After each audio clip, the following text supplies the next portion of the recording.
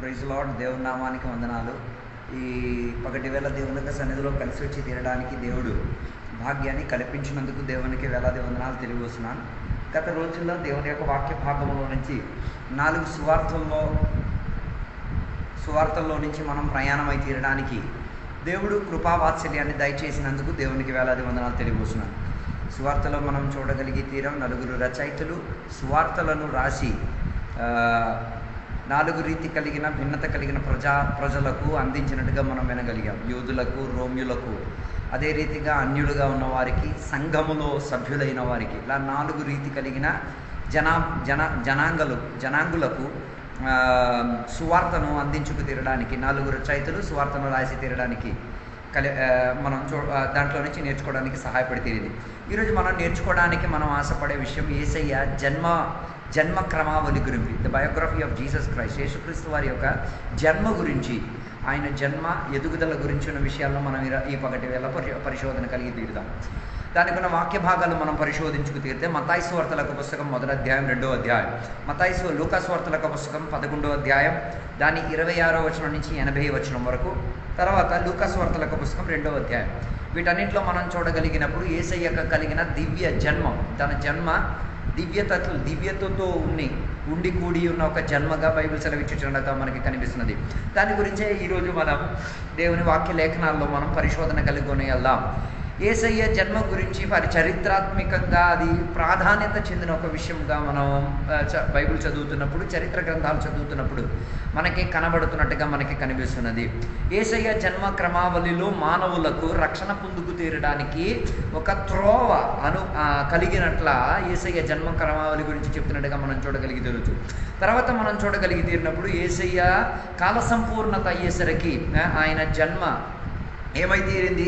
కాలం యొక్క వాగ్దానం యొక్క నెరవేరింపు అనుసరించి, ప్రవక్తలు చెప్పిన ప్రవచనాల యొక్క నెరవేరింపు అనుసరించి ఆ సమయం పూర్తయినప్పుడు యేసయ్య జన్మ క్రమావళి జరిగి తీరినట్లా మనకి కనబడి తీరుతున్నది. ఇక మనం ప్రాధాన్యత కలిగేటట్టుగా మనం చూడగలిగితే యేసయ్య జన్మలో ఉన్న ఒక ప్రత్యేకత, ఆయన జన్మలో ఏమైతేనే కన్యక జన్మమని, ఆయన జన్మింపబడి తీరినప్పుడు ఆయనకు జన్మనిచ్చిన మరియ ఒక కన్యకత్వం పోకుండా ఉండి తీరేటట్టుగా ఉన్న జన్మగా ఉన్నట్టు ఒక జన్మగా బైబిల్ సెలవిచ్చినట్టుగా మనకి కనబడుతున్నది. ఇక బైబిల్లో మనం ప్రాధాన్యత కలిగేటట్టుగా చూడగలిగి తీరితే బైబిల్ గ్రంథాలు మనం చదివినప్పుడు అనేక మంది ప్రవక్తలు తన జన్మ గురించి వర్ణించినట్టుగా బైబిల్ సెలవిచ్చుచున్నది. అందుకే ఆయన జన్మ ప్రవచనానికి ఆధారంగా, లేకపోతే చెప్పబడిన ప్రవచనం ఇంకా నెరవేరింపుగా పలుకబడుతున్నట్టుగా మనం పాత నిబంధన గ్రంథాల్లో చదివినప్పుడు మనం చూసి తీరవచ్చు. అయితే తరతరాలుగా అనేక మంది ప్రవక్తలు యేసయ్య జన్మ గురించి ఏం చేశారు, వర్ణించారు, చెప్పారు. దాని యొక్క రిటర్న్ డాక్యుమెంట్స్ కూడా, రచయితబడిన ఆధారాలు కూడా మనకి కనబడుతున్నది. మొదటిగా మనం బైబిల్ చదివినప్పుడు ఆదికాండం 3వ అధ్యాయం 15వ వచనంలో చదివినప్పుడు ఆదాము హవ్వలకు ఇచ్చిన వాగ్దానములో ఆ ప్రవచన యొక్క భాగాన్ని మనకి కనబడుతున్నట్టుగా మనకి కనబడుతున్నది. ఆ ఆదాము అదే రీతిగా మొదటి మానవులుగా ఆదాము హవ్వలను దేవుడు జన్మలోకి లేకపోతే సృష్టించుకొని తీసుకొచ్చినప్పుడు, ఆదాము హవ్వల యొక్క జన్మ అని మనం చెప్పలేము, సృష్టి అని చెప్పుకు తీరవచ్చు. కారణం ఏంటంటే ఆదామును దేవుడు సృష్టించారు కాబట్టి. అదే రీతిగా హవ్వను ఆదాములో నుంచి సృష్టింపబడి తీరగా వారిని సృష్టి అని మనం చెప్పుకు తీరవచ్చు. మనకు వచ్చేసరికి మనం దానిని జన్మగా మనం చెప్పుకు తీరదు. ఆదాములో నుండి మనం జన్మించుకు తీరాం. అలా నేను చెప్పి రావడానికన్నా మొదటి ప్రాధాన్యత కలిగినట్టుగా ఉన్న ప్రవచనాధారం ఆదికాండములో మనకే కనబడి తీరుతున్నది. రెండోదిగా మనం బైబిల్ గ్రంథం మనం చదివినప్పుడు ఆదికాండం 22వ అధ్యాయం 18వ వచనం, గలాతీ పత్రిక 3వ అధ్యాయం 8వ వచనము, గలాతీ పత్రిక 3వ అధ్యాయం 16వ వచనము, ఆదికాండం 49వ అధ్యాయం 10వ వచనాలు మనం చదివినప్పుడు అబ్రహాముకు యేసయ్య జన్మ క్రమావళి గురించి ఉన్న వాగ్దానాలు ఇవ్వబడినట్టుగా మనకు అక్కడ సూచనలు కనబడుతున్నాయి. ఆ వాక్యాలు మీరు చదివితే అందులో మీరు చూచి తీరొచ్చు. తర్వాత మనం చదవగలిగి తీరితే యెషయా ద్వారా, అదే రీతిగా సమూయేలు ద్వారా యేసయ్య జన్మ క్రమావళి గురించి చెప్పబడినట్లా మనకి కనబడుతున్నది. అందులో మనం చదివి తీరినప్పుడు చదివేటప్పుడు 2వ శమూవేలు యొక్క గ్రంథం 7వ అధ్యాయం 12, 13 వచనాలు మనం చదివేటప్పుడు మనం అక్కడ చూడొచ్చు. యెషయా గ్రంథం 11వ అధ్యాయం 1వ వచనం నుంచి 10వ వచనం వరకు మనం చూడగలిగినప్పుడు మనం చూడొచ్చు. దావీదు యొక్క వంశావళిలో దావీదు యొక్క కుమారుని యొక్క తరగతులు యేసయ్య జన్మ క్రమావళి జరిగి తీరుతాయిను. అదే రీతిగా ఆయన దావీదు యొక్క సింహాసనమును ఆయన ఏలి తీరుతారన్న వాగ్దానము మనకి ప్రవచనాత్మకంగా యేసయ్య జన్మ గురించి, ఎదుగుదల గురించి, ఆయన జీవితం గురించి మనకి సూచనలు ఇచ్చినట్టుగా మనకి కనబడుతున్నది. తర్వాత మీకా గ్రంథం 5వ అధ్యాయం 2వ వచనాన్ని మనం చదివినప్పుడు మీకా అని చెప్పుతున్న ఒక ప్రవక్త ఆయన యేసయ్య జన్మించుకు తీరడానుకున్న ప్రదేశం లేకపోతే ఆ నగరం, ఆ చోటు బెత్లెహేమై ఉంటాదని సెలవిచ్చినట్టుగా మనకి బెత్లెహేం అన్న పదానికి అర్థం రొట్టి గల ఇల్లు, రొట్టి ఉన్న ఇల్లు, రొట్టిని చుచ్చున్న ఇల్లు, రొట్టి ద్వారా రొట్టిని సంచయించుకున్న ఇల్లు అని చెప్పబడిన చాలా అర్థాలు మనకి అక్కడ కనబడుతున్నాయి. అలాగైతే తీరితే యేసయ్య యొక్క జన్మ బెత్లెహేములో జరిగి తీరుతాయి అన్న విషయాన్ని మనకు అక్కడ కనిపించి తీరుతున్నది. ఇక యేసయ్య గురించి యెషయా గ్రంథం 7వ అధ్యాయం 14వ వచనములో మనకి కనబడుతున్నది. యెషయ్య ఆయన ప్రవచనాత్మకంగా ద్వారా పలికిన ఒక మాట యేసుక్రీస్తు వారి యొక్క ఎదుగుదల లేక చిలిపితనములో ఉన్న ఎదుగుదల గురించి యేసయ్య జన్మ క్రమావళిని ఆధారపరిచేటట్టుగా కొన్ని ఆధారాలు మనకి కనిపించున్నట్టుగా మనకి కనబడుతున్నది. ఇక ఇందాక మనం చూడగలిగేది యేసయ్య జన్మలో కన్యకత్వంతో నిండిన ఒక జన్మ, లేకపోతే వర్జినిటీని ఉంచుకున్న వెర్జిన్ బర్త్ అని చెప్పుకు తీరొచ్చు, కన్యకత్వాన్ని ఉంచుకు తీరినట్టుగా ఉన్న ఒక జన్మ అని చెప్పబడి తీరొచ్చు. అయితే యేసయ్య తల్లి మరియ యోసేపుకు ఏమైతేరైతే ప్రదానం చేయబడిన ఒక కాల తరగతిలో ఒక దినము గబ్రియల్ అని చెప్పుచున్న దూత మరియ దగ్గర ప్రత్యక్షమైన సందర్భములు, అదే లూకాసు వార్తల పుస్తకం 1వ అధ్యాయం 26వ వచనం నుంచి 28వ వచనంలో మనం చదివినప్పుడు చూడొచ్చు. మరియ ఒంటరిగా ఉన్న సందర్భంలో గబ్రియల్ దూత వచ్చి అనేక సంవత్సరాలు చెప్పబడిన ప్రవచనం యొక్క నెరవేరింపుకు అనుసరించి ఒక వాగ్దానము చెప్పి తీరడానికి, ఒక ప్రార్థనకు జవాబిచ్చి తీరే ఒక సందేశాన్ని ఇచ్చి తీరడానికి గబ్రియల్ దూత వచ్చినట్టుగా మనకి కనబడుతున్నది. అయితే లూకాసు వార్త 1వ అధ్యాయం 26వ వచనం నుంచి 28వ వచనం వరకు మనం చదివేటప్పుడు అక్కడ మనం చూడగలిగి తీరే యొక్క ప్రాధాన్యత కలిగిన ఒక మాట, యేసయ్య పరిశుద్ధాత్మ శక్తి ద్వారా మరియ యొక్క గర్భములు ఉరువై తీరుతాడు, జన్మింపబడి తీరుతాడు, లేకపోతే కనబడి తీరుతాడు అన్న ఒక ప్రాధాన్యత కలిగిన ఒక మాట గబ్రియల్ చెప్పడం జరిగింది.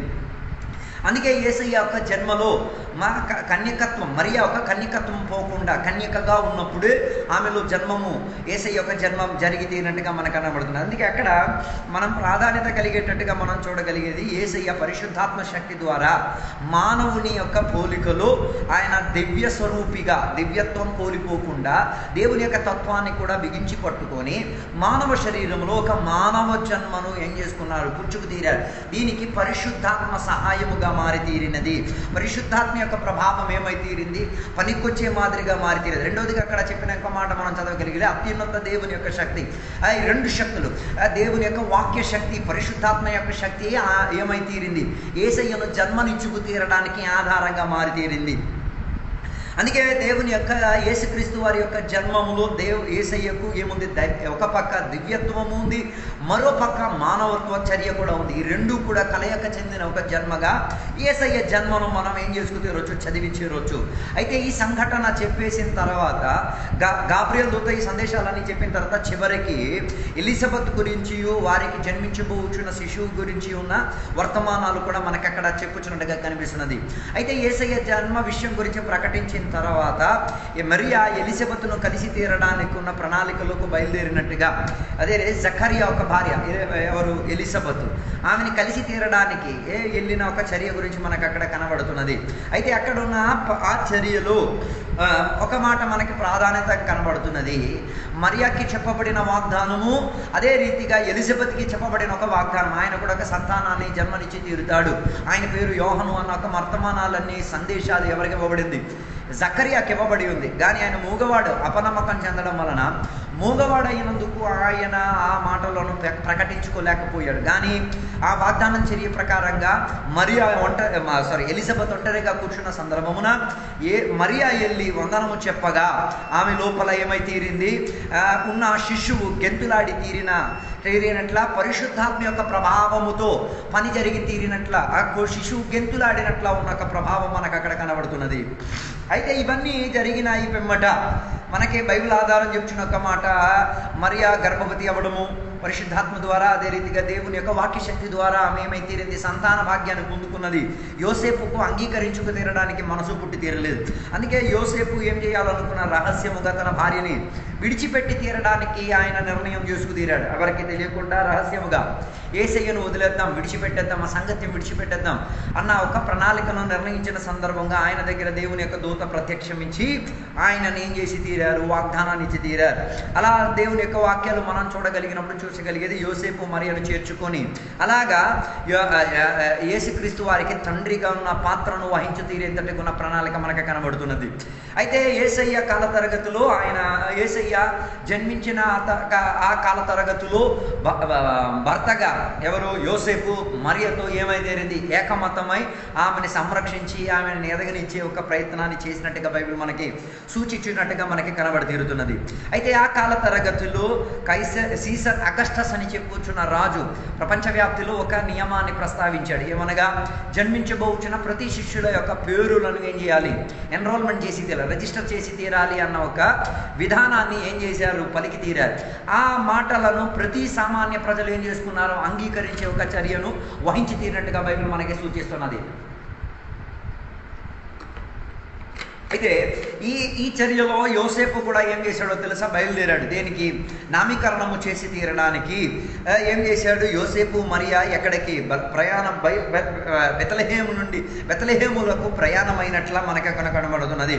అలాగా యేసయ్య బెత్లెహేము అన్న ఆ చోటులో యేసయ్య జన్మము జరిగింది. ఇప్పుడు ఈ ఎన్రోల్మెంట్ చేయడానికి వెళ్ళిన, అంటే పేరు రాయడానికి, నమోదు చేసుకోవడానికి ఉన్న చర్యలో వెళ్ళిన చర్యలు ఏమైతీరాడు, యేసయ్య జన్మించుకు తీరాడు. అదే లూకాసు వార్తల పుస్తకం 2వ అధ్యాయం 17వ వచనం చదివినప్పుడు మనకు అక్కడ కనబడుతున్నది, యేసయ్య జన్మించబడి తీరినప్పుడు మరియకు ప్రసవ కాలం వచ్చిన సందర్భమున సత్రములో వారికి చోటు లేదు.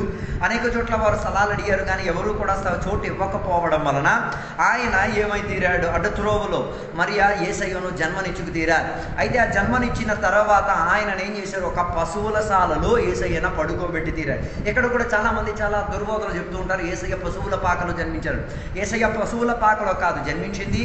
యేసయ్య ఆ వెళ్తున్న చర్యలోనే, ఆ ప్రయాణం అవుతున్న చర్యలోనే మరియాకు గర్భం ఆ వేదనలో వచ్చి తీరింది. అలాగా ఆమె ప్రసవాన్ని ఇచ్చి తీరి, అలాగా యోసేపు మరియలు ఆ యేసయ్యను ఏం చేశారో పడుకోబెట్టి తీరడానికి ఒక పశువుల పాకను ఉపయోగించుకు తీరినట్టుగా మనకు ఆయన కనబడుతుంది. అలాగా మీకా గ్రంథం 5వ అధ్యాయం 2వ వచనంలో చెప్పబడిన వాగ్దానం యొక్క నెరవేరింపు యేసయ్య బెత్లెహేము నగరములో పుట్టి తీరేంతటిగా ఉన్న ప్రాధాన్యత కలిగిన భావన నెరవేర్పులోకి వచ్చి తీరింది. అలాగా యేసయ్య జన్మను పొందుకు తీరారు. అయితే యేసయ్య జన్మములో ప్రాధాన్యత కలిగిన సంఘానికి ఉన్న పునాది, మొదటి పునాది మనకి కనబడుతున్నది. యేసయ్య జన్మ కన్యకత్వము అయిపోకుండా ఉండేటట్టుగా ఉన్న ఒక జన్మ అని ప్రాధాన్యత కలిగేటట్టుగా మనం చెప్పుకు తీరచ్చు. చాలామంది దీనిని నమ్మటలేదు, కానీ యథార్థంగా యేసుక్రీస్తుని రక్షకునిగా అంగీకరించిన ప్రతి దేవుని యొక్క బిడ్డ యేసయ్య జన్మ విషయంలో కన్ఫ్యూషన్ ఉండకూడదు. యేసయ్య జన్మ గురించి వాళ్ళకి ఏమో కూడా ఏ రీతి కలిగిన భేద ఆలోచనలు ఉండకూడదు. తన జన్మ దివ్యత్వం కలిగిన జన్మ, తన జన్మ మానవత్వం కలిగిన జన్మ, తన జన్మ ప్రవచనాన్ని నెరవేర్చిన జన్మ, తన జన్మ కన్యకత్వమును పాడు చేయలేని రీతిగా ఉన్న ఒక జన్మగా బైబిల్ మనకి చెప్పి తీరుతున్నది. అయితే ఇది సంఘానికి ఉన్న స్తంభముగా, సంఘానికి ఉన్న పునాదిగా మనం ఈ మాటలను యేసయ్య జన్మ క్రమావళిని మనం ఉపయోగించుకు తీరొచ్చు. అయితే వాటిని సంఘము నమ్ముతున్నది కాబట్టి మనం దీనిని ఆధారంగా చేసుకొని మనం చెప్పుకు తీరొచ్చు. ఆదామ్య కులములో జన్మించిన సకుల యొక్క పాపాల పరిహార నిమిత్తమే యేసయ్య పరిహారిగా జన్మించుకు తీరాడు అన్నదానికి ఉన్న భావన మనకి కనబడి తీరుతున్నది. అయితే పాపం లోకానికి రావడానికి ఉన్న ఏకైక కారణం ఆదాము దేవుని యొక్క మాటలను వినలేకపోవడం వలన ప్రతి మానవులు పాపిగా ఎంచుకోబడి తీరింది. అందుకే పాపి అయిన మనిషికి విడిపించుకు తీరడానికి పాపరహితుడై, పాపాన్ని చెయ్యని, పాపం ఎరగని, పాపముతో సాంగత్యము లేని, దైవికత చెంది మానవుడిగా పుట్టిన ఒకడు ఆయన యేసుక్రీస్తు వారు జన్మించుకు తీరాల్సిన పరిస్థితి వచ్చి తీరింది. అందుకే పాపముతో నిండిన మనుషులకు పాపము నుంచి విడుదల పొందుకు తీరడానికి దైవత్వములో నుండి ఒకడు మానవుడిగా వచ్చి ఏం చేయాలి, మానవుల కొరకు మానవత్వాన్ని ప్రకాశనం చేసుకు తీరేంతటిగా మానవుడిగా యేసయ్య జన్మించుకు తీరి విమోచననిచ్చి తీరినట్టుగా మనకి కనబడుతున్నది.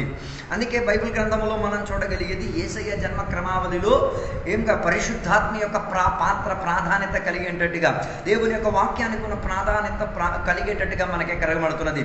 అదే రోమాపత్రిక 7వ అధ్యాయం 14వ వచనం, మత్తాయి సువార్తల పుస్తకం 1వ అధ్యాయం 18 నుంచి 23వ వచనం, లూకా సువార్తల పుస్తకం 1వ అధ్యాయం 26 నుంచి 28వ వచనాలు, అదే రీతిగా లూకా సువార్తల పుస్తకం 1వ అధ్యాయం 34, 35 వచనాలు మనం చదివినప్పుడు యేసయ్య జన్మకు ప్రాధాన్యత వహించి తీరేటట్టుగా ఉన్న పరిశుద్ధాత్మ శక్తికి, వాక్య శక్తికి ఉన్న ప్రాధాన్యతలు మనకి కనబడుతున్నది.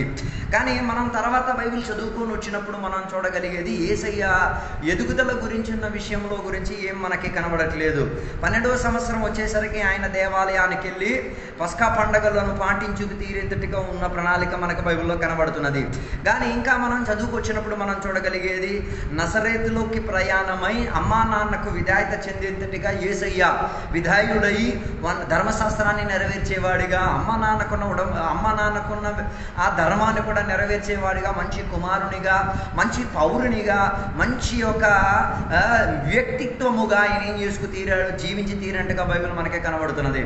ఇక లూకా సువార్తల పుస్తకం 2వ అధ్యాయం 40వ వచనానికి వచ్చినప్పుడు మనం చూడగలిగిన ఒక మాట, యేసుక్రీస్తు వారు జ్ఞానమందు ఎదుగుదల, దేవుని యొక్క కృపయందు ఏమై తీరాడు, ఎదుగుదల పొంది మనుషుల దృష్టిలో పనికొచ్చే పాత్రగా నిలబడినట్టుగా మనకే కనబడుతున్నది. అందుకే ఇవన్నీ నేను చెప్పి రావడానుకున్న కారణం ఏమనగా ఇది యేసయ్య జన్మ క్రమావళి గురించి ఉన్న ప్రాధాన్యత కలిగిన భావము.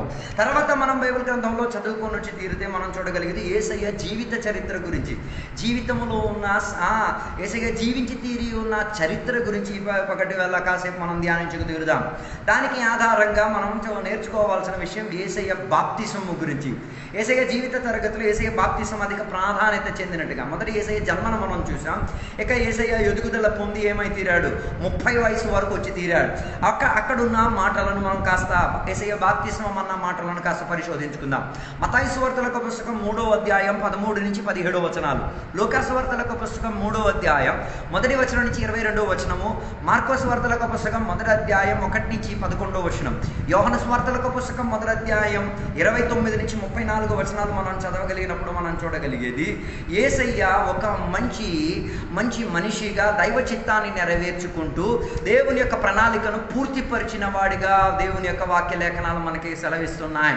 అందుకే తన జీవిత విధానంలో, యేసయ్య యొక్క జీవిత విధానంలో దైవ చిత్తాన్ని, దేవుని యొక్క ఇష్టాన్ని, దేవుడు ఆశించిన దానిని, దేవుని యొక్క ప్రణాళికలను ఏం చేసుకున్నాడు, మాదిరిగా మనకి చూపించి నెరవేరింపును చేసినట్టుగా బైబిల్ మనకు సూచిస్తున్నాయి.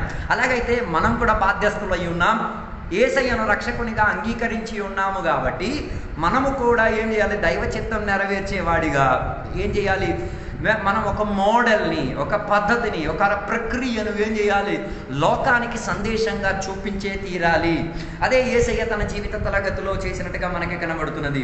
అయితే యేసయ్య జీవిత కాల తరగతిలో ప్రాధాన్యత కలిగిన ఒక ప్రత్యేక చర్య యేసయ్య బాప్తిస్మం అని చెప్పినంటే ఆయన పరిచర్యకు వెళ్ళక మునిపే బాప్తిస్మం అన్న ప్రక్రియలోకి వెళ్ళినట్టుగా బైబిల్ మనకి సూచిస్తున్నది.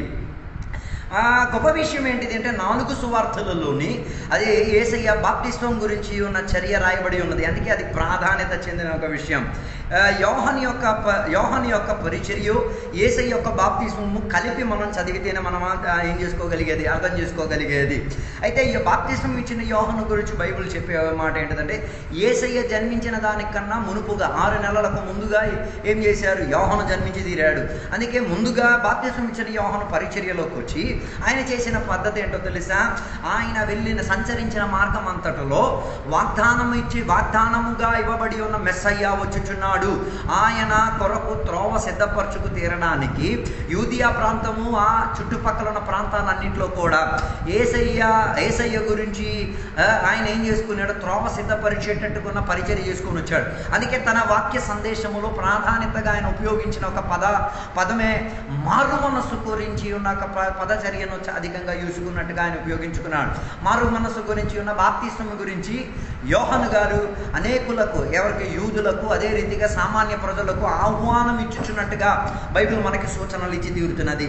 అలా చాలామంది మారు మనసు పొందిన వారు వారి పాపములను ఒప్పుకుంటూ యోర్దాను నది తీరమున వచ్చేటప్పుడు బాప్తిస్మం ఇచ్చిన యోహాను దేవుని యొక్క చిత్త నెరవేరింపు అనుసరించి వారికి బాప్తిస్మం ఇచ్చినట్టుగా బైబిల్ మనకి సూచనలు ఇచ్చుచున్నది, సందేశాలు ఇచ్చుచున్నది. అయితే ఆ రోజుల్లో నజరేతు నుండి యేసయ్య బయలుదేరి గలీలీకి వచ్చి యోహాను చేత బాప్తిస్మం పొంది తీరడానికి ఆయన ఇష్టపడినట్టుగా బైబిల్ మనకి చెప్పుచున్నది. ఆ ఇష్టాన్ని బాప్తిస్మం ఇచ్చిన యోహాను ఏం చేశారు? చేసుకు తీరడానికి మనసు ఇచ్చుకు తీరలేదు. అందు నిమిత్తం యేసయ్య ఆయనతో చెప్పిన ఒక మాట ఏంటిదంటే, నీతి నెరవేరింపు నిమిత్తము బాప్తిస్మం అన్న ప్రక్రియలో నేను వెళ్ళి తీరడానికి అడ్డుపరచకుమాక, నీతి నెరవేరిపై తీరడానికి ఏం చేయాలి? నీవు నన్ను బాప్తిస్మం ఇచ్చి తీరాలి. అలా బాప్తిస్మం ఇచ్చిన యోహాను యేసుక్రీస్తు వారిని బాప్తిస్మం ఇచ్చి తీరారు. అలా మత్తయి సువార్త పుస్తకం 3వ అధ్యాయం 16-17 వచనాలు మనం చదివినప్పుడు మనం చూడొచ్చు. బాప్తిస్మాన్ని ఇచ్చిన తర్వాత ఏమై తీరిందంటే ప్రాధాన్యత కలిగేటట్టుగా మనం చూడగలిగిన మాట, పరిశుద్ధాత్మ దేవుడు పావురముగా ఎవరి మీద? యేసయ్య మీదకి దిగి వచ్చినట్టుగా ఉన్న భావజాలం మనకు అక్కడ కనబడి తీరుతున్నది. దాని అర్థం యేసయ్య యొక్క జీవితంలో ఏమని శుద్ధీకరణ ఉన్నది అన్నదానికి సూచించబడి తీరేటట్టుగా పావురం, పరిశుద్ధాత్మ తన మీద దిగి వచ్చినట్టు, పావురముగా దిగి వచ్చినట్టుగా మనకు అక్కడ కనబడుతున్నది. అయితే యేసయ్య బాప్తిసానికి ఉన్న ప్రాధాన్యత ఏంటిది అన్న విషయం గురించి కాసేపు మనం ధ్యానించుకు తీరుదాం. అయితే ఒక విషయం ఉంది, యేసయ్యలో పాపము లేదు కాబట్టి యేసయ్య ఏం చేయాల్సిన అవసరం లేదు, మారు మనసు పొందాల్సిన అవసరం లేదు. యేసయ్యలో ఏ రీతి కలిగిన పాపము లేదు కాబట్టి ఆయన రక్షణ కూడా పొందుకోవాల్సిన అవసరం లేదు. అలాగొచ్చినప్పుడు ఎందుకు యేసయ్య మారు మనసుకు తగ్గట్టుకున్న బాప్తిసం పొందుకు తీరాలి అన్న ఒక సందేహం మీకు వచ్చి తీరొచ్చు. దానికి చెప్పి తీరడానికి మనం చూడగలిగితే, బైబిల్లో మనం చూడగలిగి తీరితే, యేసయ్య ఈ లోకానికి వచ్చినది ఎందుకు? పాపులలోని ఎన్నిక పొందుకు తీరడం. అంటే ఆయన పాపం చేసి పాపులలో ఎన్నిక పొందుకున్నాడు కాదు, పాపము చెయ్యకుండా, పాపము ఎరగకుండా, పాపం యొక్క ప్రవర్తనలో చేయభాగ్యత లేకుండా పాపులతో ఉండి తీరేంతటిగా, లేకపోతే పాపులకు విడిపించుకు తీరడానికి పాపులతో ఆయన ఏం చేయాలి? సహవాసం చేసి తీరాలి. దాని అర్థం ఆయనలో పాపం ఉన్నదనో ఆయన పాపం చేసేయడం అన్న విషయం కాదు. దాని అర్థం పాపం చేసిన వారికి, పాపములో జన్మించిన వారికి, పాపములు మరణించుచున్న వారికి ఏం దొరికి తీరాలి? విమోచన దొరికి తీరడానికి పాపం లేనివాడిగా, పాపం చెయ్యని వాడిగా, పాపముతో సంబంధం లేనివాడిగా యేసయ్య పాపుల మధ్యలోకి పాపిగా ఎన్నిక పొంది వచ్చి తీరాడు. అలా మానవులతో ఆయన ఏమై తీరాడు? ఒక్కటై తీరాడు. పాపం చెయ్యకుండా, పాపం ఎరగకుండా, పాపముతో సాంగత్యం లేకుండా ఆయన మానవులతో ఏమై తీరాడు? ఏకమై తీరాడు. అలా పాప ప్రక్రియకు, పాపానికున్న స్వభావములకు ఏమై తీరాడు? ఆయన విమోచించుకు తీరడానికి ఒక పాపిగా ఆయన మార్పు చెందుకు తీరాడు. అలా ఆయనకి ఏమై తీరింది? రక్షణకు ఉన్న ప్రణాళికగా ఉపయోగించే ఒక చర్య వచ్చి తీరింది. అందుకే నేను చెప్పి రావడానుకున్న మొదటి మాట, ఆయన పాపులతో ఏకమతమై తీరడానికి ఆయన ఏం చేశాడు? బాప్తిసం అన్న ఆ ప్రక్రియలోకి దిగడానికి ఆయన జరిగి తీరింది. రెండవదిగా యేసయ్య బాప్తిసానికి గుర్తింపు, యేసయ్య బాప్తిసం గురించి ఉన్న గుర్తింపును ఇంకో ప్రాధాన్యత కలిగేటట్టుగా రెండు విషయాలకు సూచిస్తున్నాం. ఒకటి యేసయ్య మరణానికిను, రెండోది యేసయ్య పునరుద్ధానానికి కూడా ఒక మెసేజ్ ఇచ్చుచున్నది, ఒకే సందేశం ఇచ్చి తీరుతున్నది. దాని అర్థం నేడు యేసయ్య బాప్తిసం పొందేటప్పుడు రాబోయే రోజుల్లో యేసయ్య మరణిస్తాడనియు, అదే రీతిగా మరణమైన పిమ్మట ఆయన ఏమై తీరాలి? ఆరోహణమై తీరాలి, పునరుద్ధానం పొంది తీరాలి అన్న ఒక సూచన సందేశం ఏమై తీరింది? బాప్తిసం ద్వారా డిక్లేర్ అయి తీరింది. మూడోదిగా ఉన్న సందేశం మనం చూడగలిగి తీరితే, యేసయ్య బాప్తిసం చేయడం వలన ఏం చేశాడు తెలుసా? ఆయన విధాయత కలిగి ఆయన ఏం చేశాడు? దేవునికి ఒదుగుతున్న వాడిగా ఉన్న ఒక సందేశం కనబడి తీరింది. ఈ మూడు కారణాల వల్లే యేసయ్య బాప్తిసం అన్న ప్రక్రియలోకి వెళ్ళి తీరడానికి ఆయన ఏం చేసుకున్నాడు? లోబడి తీరాడు. తీరాడు. తర్వాత మనకి బైబిల్ గ్రంథంలో ఎబ్రీ పత్రిక 10వ అధ్యాయం 9వ వచనంలో మనం చూడగలిగితే దైవ చిత్తం చేసుకు తీరడానికి ఒదిగి తీరాడు. అందుకే ఫిలిప్పీయులకు రాసిన పత్రిక 2వ అధ్యాయం 8వ వచనం చదివినప్పుడు యేసయ్య ఎంత మాత్రం తగ్గాడు అన్న విషయం అక్కడ రాయబడినది. యేసయ్య శిలువ మరణం అంతటి వరకు మానవుల రక్షణ నిమిత్తం ఆయన ఏమై తీరాడు? విధాయిత చెంది తీరాడు, తగ్గి తీరాడు. అలా మనం చూడగలిగి తీరితే ఆ స్వభావములో తగ్గింపు కలిగిన మనోభావం, లేకపోతే విధాయిత కలిగిన ఒక మనోభావం మనకి కనబడుతున్నది. అందుకే యేసయ్య బాప్తిస్మ ప్రక్రియలో ఒక శబ్దం వినబడింది, ఈయన నా ప్రియ కుమారుడు. దైవ చిత్తం నెరవేర్చాడు కాబట్టి, దేవుని యొక్క ప్రణాళికలో ఉన్నాడు కాబట్టి, దేవుని యొక్క ఉద్దేశ నెరవేరింపు కొరకు ప్రయత్నపడి తగ్గించుకున్నాడు కాబట్టి ఆయన గురించి పరలోకం ఒక సందేశం ఇచ్చి తీరింది. ఈయన నా ప్రియ కుమారుడు, ఈయనే నా కుమారుడు అన్న ఒక సందేశం మనకు అక్కడ కనబడుతున్నది. అందుకే యేసయ్య విధాయిత చెందినవాడిగా, లోబడుతున్నవాడిగా, కంప్లీట్గా దేవునికి ఒదిగిపోతున్నవాడిగా ఉన్న సందేశం మనకి కనబడుతున్నది. నాలుగోదిగా యేసయ్య బాప్తిసం మూలంగా మనకి ఒక మోడల్, మనకి ఒక ఐడెంటిటీ వచ్చి తీరింది. ఏంటి? యేసయ్య వెళ్ళిన బాప్తిసం అన్న ప్రక్రియలో మనం కూడా వెళ్ళి తీరాలి అన్న దానికి ఉన్న ఒక మోడల్ మనకి కనబడుతుంది. దాని అర్థం యేసయ్య బాప్తిసం పొందారు, నీళ్ళల్లో మునిగి ఆయన ఏం చేశారు? బాప్తిసం ఇచ్చారు అన్న ప్రక్రియలో మనం కూడా అదే బాప్తిసానికి ఏమై తీరాలి? ప్రయాణమై తీరాలి. అదే రోమాపత్రిక 6వ అధ్యాయం 1వ వచనం నుంచి 5వ వచనంలోకి మనం చదివి తీరగలిగితే మనం చూడగలిగిన మాట, యేసయ్య బాప్తిస్మము అయినట్లానే మనం కూడా ఏమై తీరాలి? బాప్తిస్మం అయి తీరాలి. అందుకే బాప్తిస్మం పొందుట వలన మనం యేసయ్య మరణ పునరుద్ధానములో ఏమై తీరుతున్నాం? ఏకస్తులై తీరుతున్నాం, ఒక్కటై తీరుతున్నాం, సమరూపులై తీరుతున్నాం. వాటి గురించి మనకు కనబడి తీరుతున్నది. అయితే యేసయ్య బాప్తిస్మము మన బాప్తిస్మానికి ఏముంది? కాస్త వేరియేషన్ ఉంది, కాస్త తేడా ఉంది. యేసయ్య పొందిన బాప్తిసం మారు మనసుకు తగ్గినట్టుగా ఉన్న బాప్తిసం, మనం పొందుకున్న బాప్తిసం మారు మనసుకు పొంది ఉన్న బాప్తిసం కాదు. మనం పొందుకున్న బాప్తిసంలో తండ్రి కుమార పరిశుద్ధాత్మ నామములను ఉపయోగింపబడుతున్న బాప్తిసం. అందుకే ఆ తేడాను మనం ఏం చేయాలి? మర్చిపోకుండా ఉండి తీరాలి. అయితే ఇందాకే నేను చెప్పాను కదా, యేసయ్య బాప్తిస్మం అన్న ప్రక్రియలో ఒక సాక్ష్యం వినబడి తీరింది. ఏమి? ఈయన నా ప్రియ కుమారుడు. అలా సాక్ష్యం ఇవ్వడం వలన 2 సందేశాలు ప్రజలకి అందింపబడింది. ఒకటి, యేసయ్య పూర్ణ దైవత్వం కలిగిన వాడును, రెండోది యేసయ్య పూర్ణముగా మానవత్వం కలిగిన వాడు అన్న సందేశం ఏమై తీరింది? సకల మానవులకు అందేంతటిగా ఏమైంది? ఉపయోగపడి తీరింది. అందుకే అలా యేసయ్యను మానవుల కొరకు ఉన్నవాడు అన్న అంగీకరణ పొందించేంతటిగా ఉన్నాక ఆ పదోపయోగమే ఈయన నా ప్రియ కుమారుడు అని పరలోకం పలికి తీరింది. అలా దేవుడు ఎవరిని? యేసయ్యను విమోచనకర్తగా అంగీకరించి మానవుల కొరకు సమర్పించారు అన్న సందేశం మనకు అక్కడ కనబడుతున్నది. అలా పరిశుద్ధాత్మ యేసయ్య మీదకి దిగి వచ్చినప్పుడు పరిశుద్ధాత్మ యొక్క ప్రభావం ఆయనలో అధికంగా అందుకే యేసయ్య తన పరిచర్య మొత్తం పరిశుద్ధాత్మ యొక్క పవర్ ద్వారా, శక్తి ద్వారా తన పరిచర్యను అపోస్తల క్రియలో మనం చూడగలిగితే 2వ అధ్యాయం 32, 5వ అధ్యాయం 32 వచనాల్లో మనం చూడగలిగితే పరిశుద్ధాత్మ ద్వారా పరిచర్య కొనసాగింపబడి తీరింది. అయితే నేను ఇది చెప్పడానికి ఉన్న ప్రాధాన్యత ఏంటిది అంటే, యేసయ్య దైవత్వము కలిగిన వాడు, మానవత్వం కలిగిన వాడు, ఇరు రీతి కలిగేటట్టుగా ఉన్న స్వభావ ప్రక్రియలో తన పని జరిగి తీరింది. అయితే యేసయ్య బాప్తిసం పొందిన ప్రక్రియలో త్రియేక దేవుని యొక్క తత్వం మనకే కనబడుతున్నది. నీళ్ళల్లో యేసుక్రీస్తు వారు, ఆయన మీదకి ఆవరించుకొని వచ్చినది పరిశుద్ధాత్మ దేవుడు. పరలోకం నుంచి ఒక శబ్దం, ఈయన నా ప్రియ కుమారుడు. అప్పుడు తండ్రి అయిన దేవుని యొక్క లక్షణం, కుమారుడైన యేసయ్య యొక్క లక్షణం, పరిశుద్ధాత్మ యొక్క, అప్పుడు త్రియేక దేవుని యొక్క తత్వం ఈ యొక్క బాప్తిసం అన్న ప్రక్రియలో మనకేమై తీరుతున్నాయి? కనబడ తీరుతున్నది. అయితే మనం ప్రాధాన్యత కలిగేటట్టుగా ఆ త్రియేక తత్వాన్ని మనం ఏం చేసుకోవచ్చు? యేసయ్య బాప్తిసంలో మనం నేర్చుకు తీరచ్చు. అలా యేసయ్య బాప్తిసం ద్వారా ఉన్న సందేశాన్ని ఇచ్చి తీరారు. ఏమని? మరణ పునరుద్ధానంలో యేసయ్య ఏకమైపోబోతున్నాడు భవిష్యత్ కాలములో.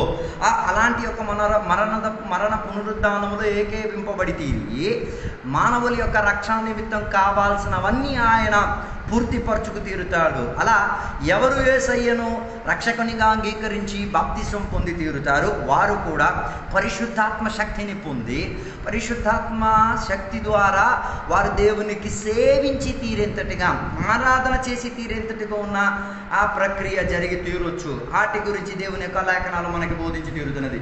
ఇక మనం చదవగలిగి తీరితే యేసయ్య జీవిత క్రమావళిలో మనం నేర్చుకోగలిగిన ఒక మాట, యేసయ్య సాతానుతో శోధింపబడి తీరాడు అన్న ఒక ప్రక్రియ. అది మత్తయి సువార్తలకు పుస్తకం 4వ అధ్యాయం 1 నుండి 11వ వచనం వరకు, మార్కొస్ సువార్తలకు పుస్తకం 12వ అధ్యాయం 1వ అధ్యాయం 12-13 వచనాలు, లోకాసు వార్తలకు పుస్తకం 4వ అధ్యాయం 1 నుంచి 13 వచనాలు మనం చదవగలిగేటప్పుడు యేసయ్య శోధింపబడి తీరడం, పరిశోధన కలిగి తీరడానికి, పరిశోధించబడి తీరడానికి సాతాను దగ్గరికి వెళ్ళి తీరినట్టుగా ఉన్న ఆ చర్య మనకు అక్కడ కనబడుతున్నది. ఎందుకు యేసయ్య సాతాను ద్వారా శోధింపబడి తీరడానికి వెళ్ళి తీరిన కారణం ఏంటిదంటే, ఆయన జయప్రదముగా జయించిన వాడిగా తిరిగి వచ్చి తీరాలి, జీవించి తీరాలి అన్న సందేశం అందింపబడి తీరాలి. అందుకే మనం అక్కడ చూడగలిగి తీరేది, యేసయ్య సాతాను దగ్గరికి కోరుండి వెళ్ళి జయం సాధించుకొని తిరిగి వచ్చినట్టుగా మనకు కనబడుతున్నది. ఇక మనం బైబిల్ గ్రంథంలో చదివేటప్పుడు మనం చూడగలిగేటప్పుడు మనం కూడా జయప్రదమైన వారిగా యేసయ్య వచ్చినట్టుగా మనం కూడా వచ్చి తీరాలి. అయితే బైబిల్లో మనం చూడవచ్చు, చాలామంది జయించిన వారిగా బైబిల్లో ఉన్నట్టుగా మనకి కనబడుతుంది. మనం కూడా జయించుకొని తీరాలి, యేసయ్య జయించారు కాబట్టి మనం కూడా జయించే వారిగా మారి తీరాలి అన్న విషయం గురించి బైబిల్ మనకి ప్రాధాన్యతగా చెప్పుచున్నది. అయితే మానవులందరూ కూడా ఈ లోకంలో జీవిస్తున్నారు కాబట్టి చాలా రీతి కలిగిన తప్పులు పొరపాట్లు చేస్తూ ఉంటారు. అయితే ఆ తప్పులు పొరపాట్లలో కొనసాగి జీవించడం కాదు, వాటిలో నుంచి ఎలా విమోచన పొంది తీరాలి అన్న విషయం మనం చూసుకో తీరాలి. అలా విమోచన పొంది తీరడానికి, తప్పుల్లో నుంచి శోధనలో నుంచి విడిపించుకో తీరడానికి ఒకే ఒక మార్గం, ఎవరు? యేసయ్యను మనం ఏం చేసుకోవాలి? ఆధారపడి తీరాలి. ఇక దేవుని యొక్క వాక్య లేఖనాల్లో మనం చూడగలిగినప్పుడు యేసుక్రీస్తు వారు దేవుడుగా ఆయన ఏం చేశారు? ఈ భూమిలో మనిషిగా జీవించాడు అన్న విషయం మనకి కనబడుతున్నది. అయితే ఒక మనిషి ఏ రీతిగా శోధింపబడుతున్నాడో, ఒక మనిషి ఏ రీతిగా వేదన పడుతున్నాడో, ఒక మనిషి ఏ రీతిగా గాయపడుతున్నాడో ఆ రీతి కలిగిన భావనలో యేసయ్య దివ్యత్వములో వెళ్ళలేదు, మానవత్వంలోకి వెళ్ళాడు. దాని అర్థం, ఒక దివ్యత్వము ఉండి దివ్యత్వాన్ని కాసేపుకు ఉపయోగించకుండా మానవునిగా ఆయన ఏం చేసుకున్నాడు? అన్నీ అనుభవించాడు. ఇక్కడ చాలా కన్ఫ్యూషన్ రావచ్చు. చాలామంది అంటారు యేసయ్యలో దైవికత్వం కూడా ఉంది, మానవతత్వం కూడా ఉంది. అయితే శోధనలు అనుభవించిన చర్యలో దైవికత్వం కూడా ఉంది కాబట్టి ఆయన శోధనలు ఈజీగా అనుభవించేశారు. అలా కాదు, దైవికత్వంలో ఉండి దానిని కాసేపుటికి ఇన్వాలిడ్ చేసేసుకుంటూ, లేకపోతే కాసేపుటికి దానిని ఇన్యాక్టివ్గా చేసుకుంటూ, మానవత్వంలో ఉండి మానవుని వేదన, మానవుని కష్టార్జితం, మానవుడి ప్రయాసం, మానవుని యొక్క వేదనను ఏం చేసుకోవడం? అనుభవించుకు తీరారు. దానివలన ఆయన శోధింపబడి తీరేంతటిగా ఉన్న ప్రణాళిక ఆయన కోరుండి వెళ్ళాడు అని బైబిల్ చెప్తున్నది. అయితే బైబిల్లో మనం చూద్దాం, యేసయ్య శోధింపబడి తీరడానికి ఉన్న ప్రాధాన్యత కలిగిన భావాలు ఏంటిదో మనం చూడవచ్చు. మత్తయి సువార్తలకు పుస్తకం 4వ అధ్యాయం 1వ వచనం చదివేటప్పుడు మనం చూడగలిగిన మాట, యేసయ్య పరిశుద్ధాత్మ ద్వారా నిండుబాటు కలిగి అరణ్యం వైపు ప్రయాణమై తీరారు. అలాగా అరణ్యములోకి కోరుండి యేసయ్య ఏం చేశారు? పరిశుద్ధాత్మ యొక్క ఇన్ఫ్లుయెన్స్ ద్వారా, పరిశుద్ధాత్మ యొక్క శక్తి ద్వారా, సామర్థ్యం ద్వారా ఎక్కడికి బయలుదేరారు? అరణ్యములకు బయలుదేరారు, సాతాను దగ్గరికి బయలుదేరారు. దాని అర్థం, యేసయ్య వెనకతల సాతాను తిరిగి శోధించాడు అన్నది కాదు. యేసయ్య కోరుండి సాతాను దగ్గరికి వెళ్ళి నన్ను పరిశోధించుము అన్న చెప్పే ప్రణాళికలోకి వెళ్ళి జయం సాధించుకొని వచ్చి తీరాడు. అందుకే అక్కడ పరిశుద్ధాత్మ యొక్క సహాయము ఉండబట్టి సాతాను దగ్గర ఏం చేసుకోగలిగాడు? యేసయ్య గెలుపు సాధించుకున్న రాగలిగి తీరాడు. అందుకే నేను చెప్పి రావడానికి ఉన్న ఉద్దేశం ఇదే, ఏదేని తోటలో ఇదే రీతి కలిగిన ఒక ప్రక్రియ జరిగి తీరింది. సాతాను ఆదాము హవ్వల దగ్గరికి వచ్చినప్పుడు సాతాను మూలంగా వారు ప్రభావితమై ఓడిపోయే ఒక ప్రభావములో అయిపోయి తీరారు. దానివలన మనం అందరం పాపులైపోయాం. దానివలన మనందరిలోకి మరణం వచ్చి తీరింది. దానివలన మనందరి మీదకి శాపం వచ్చి తీరింది. దానివలన మనందరి మీదకి రోగం వచ్చి తీరింది. దాని మీద మన మీద అన్ని రకాలైన వేదనలు, దుఃఖాలన్నీ రావడం అయి తీరింది. కానీ కడపటి ఆదామైన యేసుక్రీస్తు వారు సాతాను దగ్గరికి పరిశుద్ధాత్మ ద్వారా ప్రేరేపణ కలిగి వెళ్ళడం వలన గెలుపు సాధించుకొని ఏ చోట్ల నరుడైన ఆదాము ఓడిపోయారో ఆ చోట్ల దైవత్వము కలిగి, మానవత్వం కలిగి ఉన్న యేసయ్య గెలుపు సాధించి ఏం చేశాడు? అక్కడి నుంచి వచ్చిన ఒక భావన మనకి కనబడుతున్నది. అలాగైతే మానవికతలో ఏముంది? ఆదామ్య పాపం ఉంది, ఆదామ్య మరణం ఉంది. అలా సాతానుతో గెలుపు సాధించడం వలన మానవులకు జీవము, మానవులకు ఏమై తీరింది? పూర్తిగా జయము కలిగే ఒక చర్య యేసయ్య అప్పగించుకోగలిగి తీరారు. అయితే ఇందులో మనం తెలుసుకోవాల్సిన మాట, మనం కూడా పరిశుద్ధాత్మ నిండుబాటు కలిగి ఉండి జీవిస్తే రోగాల నుంచి, శోధనల నుంచి, కష్టాల నుంచి, ఇరుకుల్లో నుంచి, బాధల్లో నుంచి తప్పించుకోగలిగి తీరేంతటికున్న మార్గాన్ని దేవుడు మనకు బయలుపరిచి తీరుతారు, జయప్రదంగా వచ్చి తీరొచ్చు.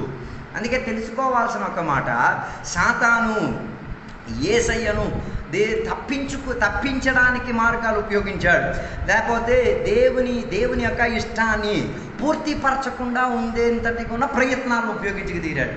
ఇక్కడే మనం ప్రాధాన్యత కలిగి నేర్చుకునే, సాతాను మనల్ని ఏం చేయొచ్చు, దారి తప్పించవచ్చు, లేకపోతే దైవ చిత్తములో నుంచి మనల్ని వేర్పరచడానికి ప్రయత్నం చేసుకు తీరొచ్చు. అందుకే దానికి మనం ఏం చేయకూడదు, ఆ సాతానికి లోబడే అనుచారులుగా మారకూడదు. అయితే మనం తెలుసుకోవాల్సిన ఒక మాట, ఈ లోకానికి యేసయ్య జీవించడానికి రాలేదు. ఈ లోకానికి యేసయ్య వచ్చినది మానవుల యొక్క పాపముల నుంచి తప్పించుకు తీరడానికి. దాని పిమ్మట ఆయన ఏమై తీరాలి, శిలువ మరణములోకి వెళ్ళి తీరాలి. ఆ ఒక ఉద్దేశ నిమిత్తమే యేసయ్య ఈ లోకములో వచ్చేటట్టుగా మనకి కనబడుతున్నది. ఇక మనం బైబిల్లో మనం చూస్తే మనం చూడగలిగిన మాట, సాతాను యేసయ్యను నానా రీతిగా పరిశోధించుకు తీయడానికి ప్రయత్నం కలిగినట సందర్భాలు మనకి కనబడుతున్నది.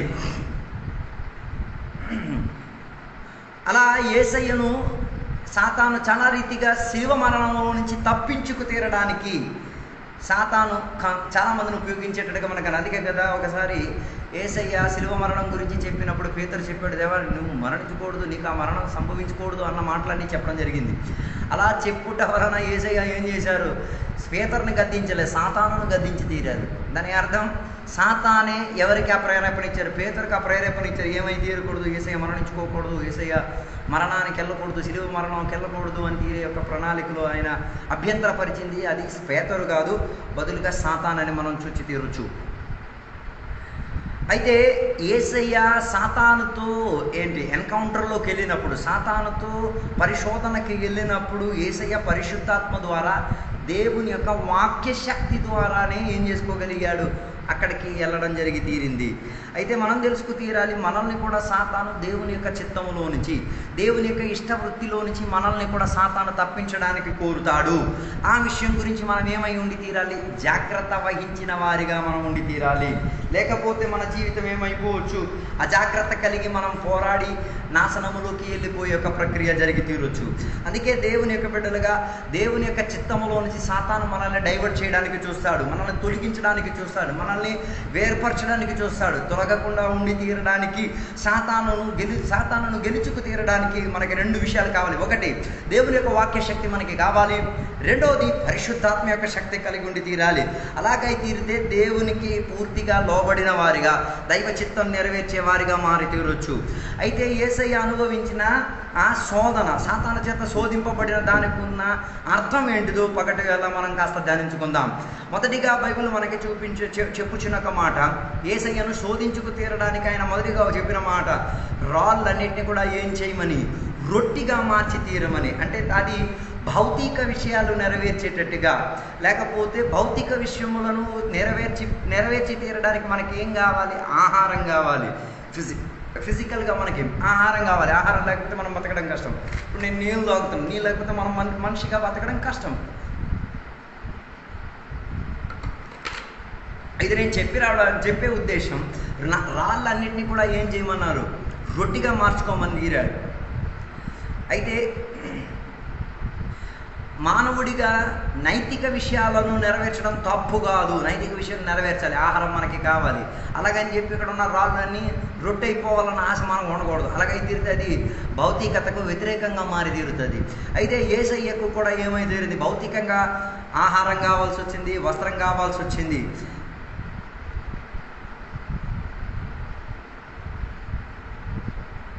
అలాగే ఆయన ఏం చేశాడు, ఆహారము తిని వస్త్రాలు ధరించుకొని ప్రజలను ఆకర్షించినట్టుగా మనకి కనబడుతున్నది. అయితే ఆ భౌతిక విషయాలు ఆశీర్వాదముగా చాలామంది అనుకుంటారు, భౌతిక విషయాల కోసం అవసరం, కానీ అది మనకి పూర్తి సంతోషం ఇవ్వదు. భౌతిక విషయాలు మనకి తాత్కాలిక సమనం ఇస్తుంది. కొందరు చెప్తూ ఉంటారు, భౌతికంగా మనం చాలా డబ్బు కలిగిన వాళ్ళు ఉండాలి మంచిదే. అది మనకు పూర్తి సంతోషం ఇవ్వదు, పూర్తి ఆనందాన్ని ఇవ్వదు. పూర్తిగా మనకు దాన్ని ఆధారపడి తీరేంతటిగా ఉన్న ప్రణాళిక ఇచ్చి తీరితే మనం దేవునికి దూరం అయి తీరొచ్చు. అయితే నేను చెప్పి రావడానికి ఉన్న ఉద్దేశం ఇది, మన భౌతిక అవసరాలను నెరవేర్చుకోవడానికి కాదు, దేవునిని నమ్మే వారిగా మారకూడదు.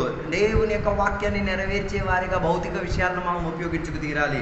దట్ మీన్స్ దేవుని యొక్క వాక్య నెరవేరింపు కొరకు భౌతికంగా దేవుడు ఇచ్చిన ఆశీర్వాదాలను ఉపయోగించుకు తీరాలి.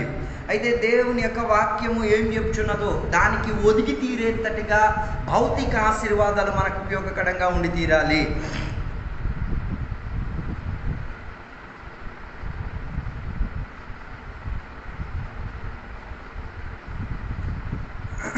దేవునికి స్తోత్రం, హల్లెలూయా.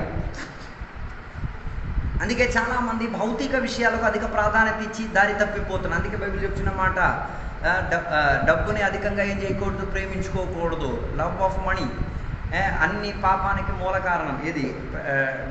సిరి పైన ఉన్న ఆశ, సిరిని ప్రేమించుకోవడం, డబ్బు పైన అధిక మనసు పెట్టుకోవడం. అందుకే భౌతిక విషయాల మీద అధికంగా ఆధారపడడం కాదు అన్న విషయాన్ని అందుకే యేసయ్య వాటికి జవాబుగా చెప్పారు, మనుషులు బతికేది రొట్టె వలన కాదు కానీ దేవుని యొక్క నోటిలో నుంచి వచ్చిన వాక్యాలే మనిషిని ఏం చేసి తీరేది, బతికించుకు తీరేది. దాని అర్థం భౌతిక నెరవేరింపు ఆశీర్వాదం కాదు, అది శాశ్వతమైనది కాదు. దేవుని యొక్క వాక్యమే శాశ్వతమైనది. అయితే దేవుని యొక్క వాక్యాధారానికి ఒదిగిపోయి తీరేంతటిగా ఏం చేయాలి, భౌతిక ఆశీర్వాదాలను ఉపయోగించుకు తీరాలి. తర్వాత రెండోదిగా మనకి చెప్తున్న మాట, రెండోదిగా యేసయ్యను శోధించుకు తీరడానికి ఉపయోగించిన యూదులందరికీ కూడా యెరూషలేము దేవాలయం అంటే అతి ప్రాధాన్యత కలిగేది. అందునిమిత్తము యేసయ్య యొక్క యూదుడుగా జన్మించాడు కాబట్టి ఈయన మీద కూడా ఏం చేశాడు, యెరూషలేముకున్న ప్రభావాన్ని చూపించాడు. అందుకే రెండోదిగా యేసయ్యను శోధింపబడి తీరడానికి యేసయ్యకు చెప్పిన ఒక మాట, అతి ఉన్నతమైన యెరూషలేము దేవాలయం కొండపైన తీసుకెళ్ళి అక్కడి నుంచి దూకేయమని చెప్పారు, అక్కడి నుంచి జంప్ చేసేయమని చెప్పారు. కానీ యేసయ్య పని చేయలేదు. ఎందుకనగా ఆయన దేవుని యొక్క చిత్తం నెరవేర్చుకు తీరడానికి, ఆయన దేవుని యొక్క కుమారుడిగా జీవించుకు తీరడానికి ఆయన ఆ ప్రణాళికను చేసి తీరలేదు. అందుకే ఆయన ఏం చేశాడో తెలుసా, దేవుని యొక్క మాటకు విధేయత చెందేటట్టుగా, దేవుని ఆజ్ఞలను పూర్తిపరిచేటట్టుగా ఆయన చేశాడే తప్ప సాతాను చెప్పినట్ల ఏం చేయలేదు, దూకీలేదు. అదే యోహాను సువార్తల పుస్తకం 5వ అధ్యాయం 19 నుంచి 20వ వచనం వరకు చదివినప్పుడు మనం చూడొచ్చు, దేవుని యొక్క ఇష్టాన్ని, దేవుడు ఆదేశించిన దాన్ని నెరవేర్చడానికి ప్రయత్నం చేసుకు తీరాడు. అందుకే ఏం చేయలేదు, రెండోదిగా సాతాను చెప్పిన ఛాలెంజ్ని యేసయ్య ఏం చేయలేదు, అంగీకరించలేదు. మన జీవితంలో కూడా మనం చేసుకు తీరాలి. మన జీవిత విధానంలో ఏం చేయాలి, విశ్వాసాన్ని ఆధారం తీసుకు తీరి ఏం చేయాలి, ఆశీర్వాదాన్ని ఆధారం చేసుకు తీరి ఏం చేయాలి, జీవించడానికి ప్రయత్నం చేయాలి. అలా చేయగలిగి తీరితే దేవుని యొక్క బిడ్డలుగా, దేవుని యొక్క చిత్త నెరవేరింపుగారుగా మారి తీరొచ్చు. అలా మన జీవితంలో దేవుడు గొప్ప కార్యాలు చేయొచ్చు. చాలామంది అద్భుతాల కొరకు దేవునిని వెంబడించేవారు కూడా, సూచనల కోసం దేవునిని వెంబడించేవారు ఉంటారు. కానీ వారి వాక్యాధారానికి అనుకూలంగా అయ్యేది కాదు కాబట్టి వారి యొక్క విశ్వాసం నిలకడత్వం ఉండదు, వారికి కలిగిన ఆశీర్వాదం నిలకడత్వం కలిగేటట్టుగా ఉండదు. అందుకే చాలామంది త్రోవ తప్పిపోయేది, విశ్వాసం విడిచిపెట్టేది, దేవుని తృణీకరించేది, దేవునితో ఉన్న నమ్మకాన్ని వదిలిపెట్టి తీరడానికి కారణాలు వచ్చి తీరేది. అందుకే నేను చెప్పడానికి ఉన్న ఉద్దేశం, దేవునికి ఏమై ఉండి తీరాలి, ఏకమతమై ఉండి తీరాలి, దేవునితో ఐక్యత చేయాలి, దేవుని ప్రేమించే వారికి ఉండి తీరాలి, దేవుని కొరకు జీవించిన ఒక భక్తునిగా విశ్వాసాన్ని బిగించి పట్టుకొని జీవితాన్ని నెరవేర్చుకు తీరాలి. మూడోదిగా మనం చూడగలిగిన మాట, సాతాను దేవుడు యేసయ్యకు ఏం చేశారు, లోకమంతా చూపించారు. లోకములో ఉన్న శ్రేష్టతను మొత్తం ఒక్క నిమిషంలో, ఒక ఫ్రాక్షన్లో, ఒక టీవీ స్క్రీన్లో చూపించినట్టుగా చూపించి ఒకే మాట అన్నారు, నన్ను ఒక్కసారి సాగిలపడి తీరితే వీటన్నిటినీ కూడా నేనేం చేస్తాను, నీ చేతికి అప్పగించుకు తీరుతాను. ఒక్క నిమిషంలో లోకమంతట్లో ఉన్న శ్రేష్టతను ఇచ్చినప్పుడు కూడా ఆయన ఏం చేయలేదు, వాటిని అంగీకరించలేదు. అందుకే సాతాను అలా చూపించడానికి ఉన్న కారణం ఏంటిది అంటే, ఇలా చూపించుకొని శిలువ మరణములో నుంచి యేసయ్యను ఏం చేయొచ్చు, డైవర్ట్ చేయొచ్చు అనుకున్నాడు, లేకపోతే తప్పించవచ్చు అనుకున్నాడు. అలా చేయడం వలన ఏమైతే వచ్చు, మానవులకు రక్షణ దొరకకపోవచ్చు, మానవులు విడుదల పొందుకోకుండా పోవచ్చు. కానీ యేసయ్య ఏం చేశాడు తెలుసా, శిలువ మరణములో సాతాను యొక్క క్రియలన్నింటినీ కూడా నలగగొట్టుకు తీరేంతటిగా, స్థలాన్ని తొక్కి తీరేంతటిగా, ఆయన రాజ్యాన్ని నెరవేర్చి తీరేంతటిగా ఆయన శిలువ మరణంలోకే ఆయన ప్రయాణమై తీరాడు. అందుకే సిలువ మరణములో నుంచే మనకి త్రోవ దొరికి తీరింది. ఎవరి సిలువ మరణం? యేసయ్య సిలువ మరణం. మామూలు సిలువ మనకి జీవనిచ్చేది కాదు. చాలా మంది అనుకుంటే సిలువ అంటే జీవం. నో. యేసయ్య సిలువ మరణం మనకేమిచ్చి తీరింది? జీవితానికి ఉన్న మార్గం ఇచ్చి తీరింది. అందుకే నేను చెప్పడానికి ఉన్న ఒక మాట, అందుకే యేసయ్య గట్టిగా సునిశ్చితంగా చెప్పిన ఒక మాట, ఏం చేయాలి? దేవునికి తప్ప ఏం చేయకూడదు, ఇంక దేనిని సేవించుకోకూడదు. అందుకే మనం ఆరాధన, మన అర్పణ, మన శ్రేష్టత అన్ని ఎవరికి ఇచ్చి తీరాలి? ఏ దేవునికి మాత్రమే ఇచ్చి తీరాలి. ఇంకా దేనికో ఇచ్చి తీరితే మన విశ్వాసం లోటిమి అయిపోయి తీరుతుంది. అందుకే నిర్గమకాండం 20:35 చెప్పబడేటప్పుడు మనం చూడగలిగే భౌతిక ఆశీర్వాదాల మూలంగా దేవుని యొక్క ఉడంబడికలను ఏం చేయకూడదు? నిసర్జించకూడదు, విసర్జించకూడదు, వదిలేయకూడదు. దాని అర్థం, దేవుడు మీకు ఆశీర్వాదం ఇస్తే, దేవుడు మీకు పలుకుబడి ఇస్తే, దేవుడు మీకు అధికారం ఇస్తే వాటిని ఏం చేయాలి? నీ విశ్వాసాన్ని ఒదిగి తీరేంతటిగా ఉంచుకు తీరాలి. అందుకే యేసయ్య సాతాను చెప్పినట్టుగా ఏం చేయలేదు, ఆయనను ముఖ్య ఆరాధన చేసుకు తీరలేదు. బదులుగా ఆయన ఏం చేసి తీరారు? ఒక మోడల్ మనకి చూపించి తీరారు. ఏమని? దేవునికి సేవించి తీరాలి, దేవునికే మొక్కి తీరాలి, దేవునికి ఆరాధన చేసి తీరాలి. దేవునికే ఆరాధనకు యోగ్యుడు, అర్హుడు దేవుడు మాత్రమే. అలాగా మన జీవితంలో కూడా ఇదే రీతిగా భౌతికంగా అనేక రీతి కలిగిన శోధనలు రాగలిగి తీరుతారు. దాని అర్థం, ఆ శోధనలో నుంచి గెలుపు సాధించుకొని రావాలి. తర్వాత మనం చూడగలిగే, దేవుడు మనకి తలాంతులు ఇస్తే, దేవుడు మనకి ప్రత్యేక వరములు ఇస్తే దానిని ఏం చేయకూడదు? లాభోక్తి గురించి, లాభం పొంది తీరడానికి, ఆదాయం పొంది తీరడానికి, ఆస్తులు సంపాదించి తీరడానికి ఉపయోగించకూడదు. అలాగైతే తీరితే నీ ఆరాధన దేవుని దగ్గర నుంచి ఎక్కడికి అయిపోయి తీరుతుంది? ఆస్తుల వైపు, సంపాదన వైపు, డబ్బు వైపు మనసు నీది వెళ్ళిపోయి తీరుతుంది. ఇంకా చాలామందికి తలాంతులు దేవుడు ఇచ్చారు, పాడడానికి తలాంతులు ఇచ్చారు, చాలామందికి చాలా రీతి కలిగిన తలాంతులు ఇచ్చారు, చాలా రీతి కలిగిన వరాలు ఇచ్చారు. ఆ వరాలను ఉపయోగించే చాలామంది ప్రాఫిట్ గెయిన్స్, లాభాలు పొందుకోవడానికి ప్రయత్నం చేస్తున్నారు. అందుకే నేను చెప్పిన తీరడానికి ఉన్న మాట, దేవుడు మనకి ఇచ్చిన వాటితో దేవునికి నమ్మేవారిగా, దేవుని యొక్క శక్తికి, పరిశుద్ధాత్మ శక్తికి ఒదిగేవారిగా, లోకములో మంచి సాక్ష్యం కలిగే వారిగా మారి తీరాలి.